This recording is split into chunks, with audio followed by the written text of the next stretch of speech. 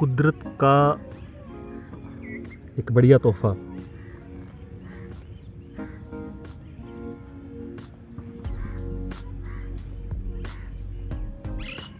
कभी ऐसी मशरूम या छतरी आपने कभी देखी है?